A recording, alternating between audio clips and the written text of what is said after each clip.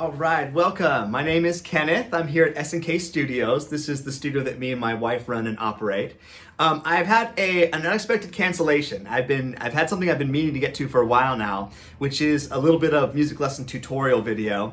But I've just had trouble budgeting the time because I'm so busy teaching. But today, one of my students had to cancel last minute, unbeknownst to me. So it turns out I got 20 free minutes and I'm gonna try to bust this video out as a one take. So let's see how it goes. Now, a little bit of context. My brother Peter, I just met up with him a week or two ago, and he's always wanted to play music. He's done a couple things. He's played saxophone in his life and picked up a little bit of guitar, but he's never really got into anything where you could dig in and just like feel comfortable, like this is my instrument, I play it. So for his birthday, I took him out to Five Guys, I got him a burger, and then I told him, I have one more thing if you'll come meet me at the studio. I pulled out 3 of my Melodicas, because I have a whole collection, and I told him, I want you to take one of these, it's gonna be for you. And I showed him a really nice song, I think a pretty good starter song to be honest, Trouble by Cage the Elephant. Now, we spent about 45 minutes there playing, and I think he got it by the end of it, but I know because I teach music lessons all the time, I know how easy it is to forget some of these little things.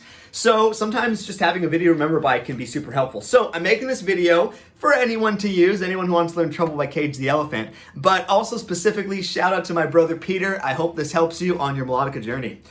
So for this song, we need 4 chords. The chords are C, E, A minor, and F. And we're gonna play each of these chords in the home position. So the C chord consists of C, E, and G, and they're just skips starting up from the C. So you skip a key and you skip a key. All right, it looks like this.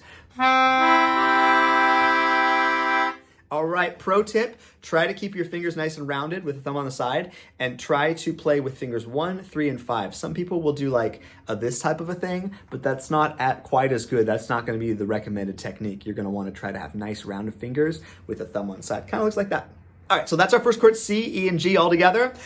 And it lasts about that long. After that, we're gonna move on to the E chord. Now the E chord is up 2 keys from the C chord. Remember C was C, E, and G? Well, the E is gonna start on that middle note from our C chord, the E.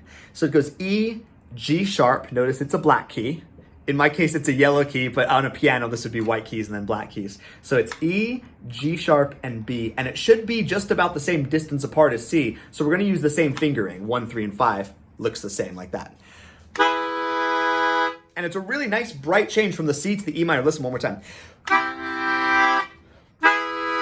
Feels like everything's rising up. The next chord is gonna be an A minor. Now, we could go up to home position A minor that looks like this, A, C, E, and it looks like the rest of the chords. But in this case, I like to use an inversion because I think it makes our job a little easier. Don't think too much about what the inversions are. I'll get into that later, but for now, just accept that there's different shapes you can use to play the same chords. So instead of playing the A minor, starting on A, going A, C, E, I'm just gonna simply take the E from the top and put it on the bottom so it's a lot closer to where we were beforehand. That way I don't have to make a big journey up here. I can instead just go like this. Did you see it? So these 2 fingers both rise up together, but the thumb stays anchored down on the E note. One more time. See how much easier that is than going all the way up? And then here's the real magic. We need an F chord next, and we're 1 note away from it. We already have 2 out of 3 of the notes where they need to be. All we gotta do to make the F chord from here is move the thumb up 1 key. Pretty sweet. Now let me show you all 4 back to back. C, E, A minor, and thumb comes up for F. And that will get you through most of the song. That's the intros and the verses. There is one other spot that changes, and that's the pre-choruses, and I'll show you that right now. So once you get your 4 chords, you got 75% of the song. The last little quarter, it happens every once in a while, it sounds like this. It goes,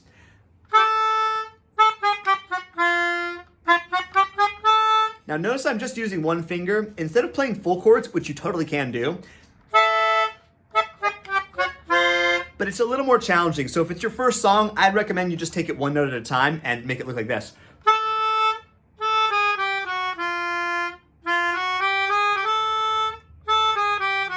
So I'm simply walking down all 5 keys, including the black keys, and then walking back up 5 keys from A to F. You do that a couple times, and then the last thing you need to know, they're chords we've done before, but they're out of order than we're used to. After you do that A to F change 3 times, you're gonna go C to E, and then instead of going through A and F like we usually do, that's a transition C, E, and that takes you back to the chorus. Okay, so let me play through the song one time. I'm actually gonna take you to the piano so that I can sing it along with, but all of the voicings that I showed you are gonna be the same as what we're using up here. And then let's get a more of a bird's eye view for the piano. Something like, that might be good. Maybe that, and then maybe just a little higher. Okay, I think that's gonna work for us. Let me just check and make sure you can see my hands where we're at. Go up a little. All right, cool, let's try that. So, I'm gonna be playing all the chords on my right hand. Might even be easier to see on the piano since the keys are black and white, so this is actually pretty cool. That's my 4 chords, and then when we get to the pre-chorus, it's A, all the way down to F, and then right back up. All right, so let's put it all together one time. I'm gonna sing it and play it for you, and hopefully this gives you an idea of how the chords kind of fit in with the lyrics to make a song.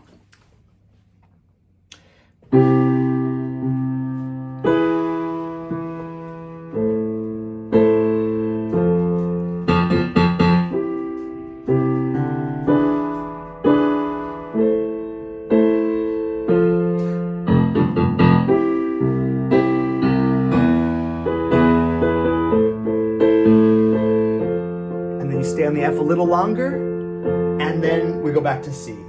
We're at verse 1. We were at the table by the window with the view, casting shadows, the sun was pushing through. I spoke a lot of words, I don't know if I spoke the truth. Now here's the pre-chorus. Got so much to lose, got so much to prove. God, don't let me lose my mind. Okay, now back to the top. Trouble on my left, trouble on my right.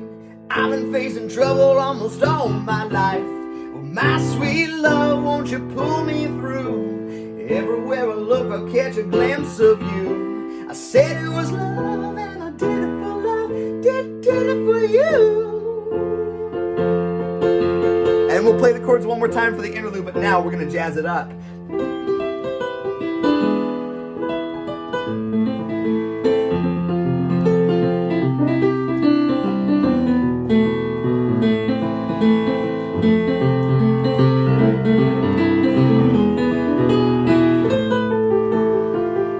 Okay, should we go to verse 2? We gotta do it. Will it come to pass, or will I pass the test? You know what they say here, the wicked get no rest. You can have my heart anytime, any place. Got so much to lose, got so much to prove. God, don't let me lose my mind. Now for this chorus, we're gonna go ragtime. Trouble on my left, trouble on my right. I've been facing trouble almost all my life. My sweet love, won't you pull me through? Everywhere I look, I catch a glimpse of you.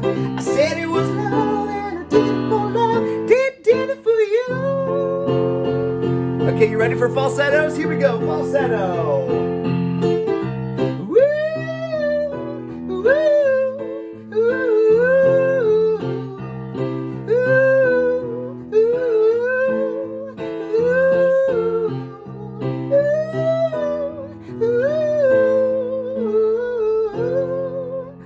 Get really soft for the outro.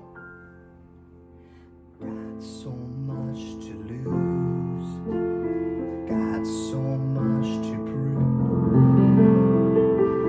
God, don't let me lose my mind.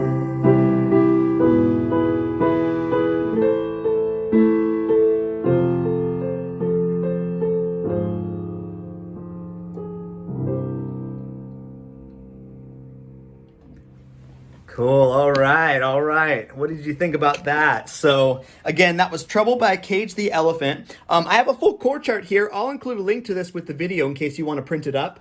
I just pulled it off of ultimateguitar.com, but I formatted it a little bit so that it's neater and easier on the eyes. In the way that I do for my students. So anyways, I know I threw in a couple things that I didn't get to in the lesson, like the ragtime jazz, like some of the bonus chords and stuff like that, because I want you to get to see that with any song, there's a whole spectrum of options of ways to play it, down from just one note at a time, which is how I start with my younger students, all the way up to full chords and all the way up to like really fancy stuff. So I hope that was helpful. Go ahead and leave a question in the comments if there's anything that you didn't understand from the video or something that I didn't explain clearly enough. Thanks so much, and Bright Days with Music. Say bye to Flax. Hey, buddy. You want to say hi to people? What are you barking at? Is my next student here? My next student might be here. All right, take care.